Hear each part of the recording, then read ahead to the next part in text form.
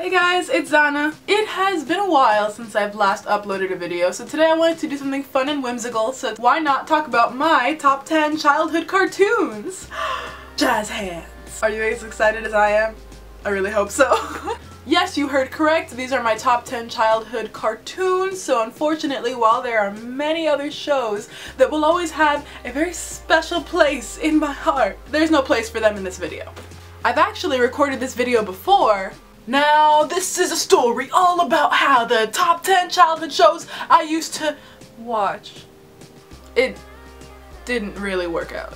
Alright, so let's get started. Kicking off the list at number 10 is none other than Static Shock. Static Shock follows the life of Virgil Hawkins, aka Static Shock, and you know, his life as like a teenager and a superhero fighting crime. I'm really like underrating it here, but it was so good. There was this one episode where they talked about gun violence, they talked about, you know, like friendship. All in all, it was a great show and it was a great way to start this list. Alright, moving on to number...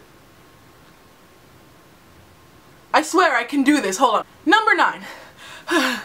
Number 9 is actually a joint entry with two really awesome shows that share a similar creator. It is none other than The Fairly OddParents and... I can't snap with this hand. Danny Phantom!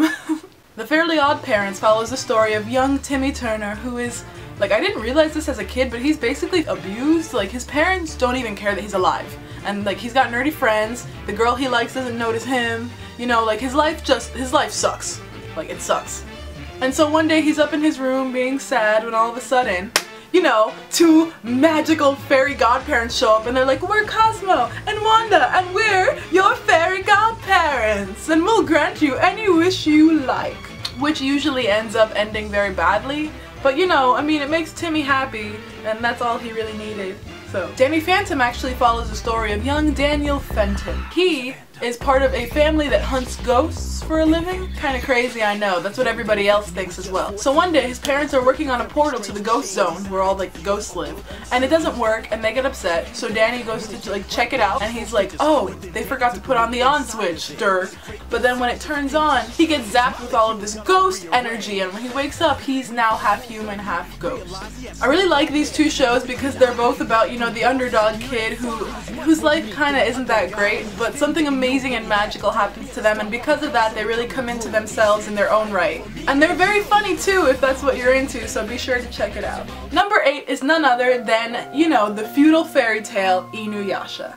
Okay, if I start talking about Inuyasha, we're gonna be here all day. So according to the IMDb page, where they limit it to like a little sentence, a teenage girl periodically travels back in time to feudal Japan to help a young half-demon recover the shards of Orb of a Great Power.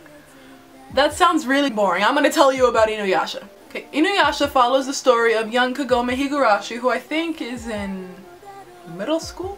She lives in present-day Japan, and her family owns the local Shinto shrine, the Higurashi shrine. And one day she's looking for her cat, and she's like, where the fuck did this cat go? And she goes to look for him in the well, and this big tentacle thing shows up and like grabs her and like takes her down into the well. And it spits her back out, only now she's technically in the same spot, only she's in that same spot years ago in feudal Japan, where apparently demons and shit are all real. Anyway, I don't want to spoil too much, but that is part of the first episode. Eventually she meets up with the legendary dog demon Inuyasha, and it's just this beautiful show, and I love Inuyasha so much. It's really, oh my god, it's so good. So that is the initial premise of Inuyasha. If you are interested, you can probably find it on any anime site, or I mean, you know, buy it, of course, support the series. Number 7 is none other than the amazing and incredible Kim Possible. So Kim Possible is your basic average girl, and she's here to save the world. So she's like basically this young teenage hero for hire who by day goes to school, gets straight A's, and does cheerleading practice, and is just like incredibly smart, and then by night and like saves the world. She doesn't do it all alone though. She does have the help of Wade, the young boy super genius, Ron Stoppable, her best friend, and his little best friend, their naked mole rat, Rufus. Kim Possible was very funny, very strange, very unique show. I highly recommend checking it out if you never watched it as a kid, because I, for one, was completely obsessed. I still have the doll somewhere in my house. Moving on to number 6, please don't kill me for having it be this low on my list, but number 6 is Teen Titans. No, not Teen Titans Go. I'm talking about like the original Teen Titans.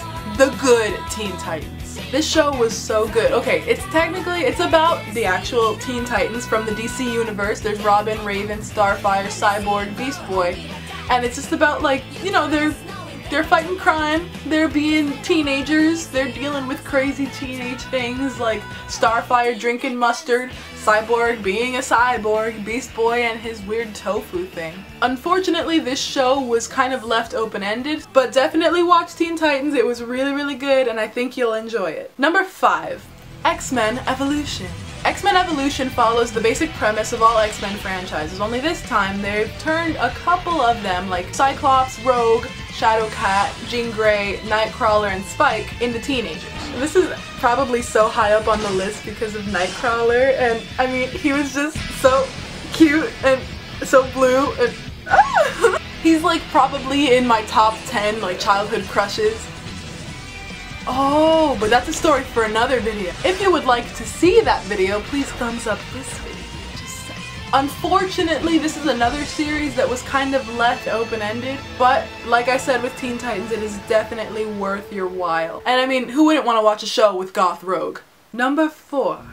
I watched this show so much, oh my god. Number 4 is Batman, the animated series. If you are a fan of the comics, you will definitely like Batman the animated series because it's essentially that, but just animated in this really beautiful, really unique style. Literally, that's the IMDb premise, like the Dark Knight battles crime in Gotham with occasional help from Robin and Batgirl. Another reason you should watch this show is because it includes the first incarnation and introduction of the beloved comic book character Harley Quinn. Just watch it. It's Batman. What are you doing? Why do I need to explain any of this to you? It's Batman. Do it. Moving on to number 3. Number 3 is none other than Naruto. I'm gonna try not to cry because the manga just ended and I've been following it for so long, but actually, oh my god, with this hair I could totally be Kushina, right? Maybe a little bit? I'm gonna try and be Kushina. It's not working. Number 3 is Naruto, which follows the story of 3 young ninjas, Naruto Uzumaki, Sasuke Uchiha, and Sakura Haruno, as they struggle to become proper ninjas. And a bunch of other shit happens along the way that's really crazy and fun to watch, so you should totally check out Naruto. Number 2 is none other than one of my childhood favorites, and even to this day one of my favorites, Dragon Ball Z. And just the Dragon Ball series in general. I like Z because it sounds cool, and the theme song was really, really good. Okay, remind me to never do that again. Okay, the Dragon Ball series takes place in a world where if you collect all of these 7 Dragon Balls, it summons a giant dragon who will grant you any wish that you want. Specifically, it follows the story of Goku, who is this young boy with like a monkey tail, who... You know what, I really don't want to give too much away, just like try and find the first episode and watch it. I feel like I don't really need to explain this one as much as I did the others, so let's just move on to the very coveted number 1 spot. Dun-na, dun-na, dun-na, dun-na. The story of Sailor Moon follows the magical action adventures of a young girl named Usagi, or in English her name was Serena, and she learns from this little talking British cat that her destiny is to become this warrior Sailor Moon, and that her and these other sailor soldiers have to band together to save and defend the Earth and the galaxy. This show was practically like a pioneer in the magical girl genre of anime, and just like the Dragon Ball series, it's very, very famous, so I don't know if I should even explain this anymore. So those were my top 10 childhood cartoons. If you disagree or agree with me, please let me know in the comments below. If you would like to see more top 10, top 5 list videos, please give this video a thumbs up. Also be sure to tell me in the comments what are your top 10 favorite childhood shows. If top 10 is too hard to think of, maybe top 5 or top 2 or top 1. Top anything, I don't know. Thanks so much for watching, guys. I'll see you soon. Bye!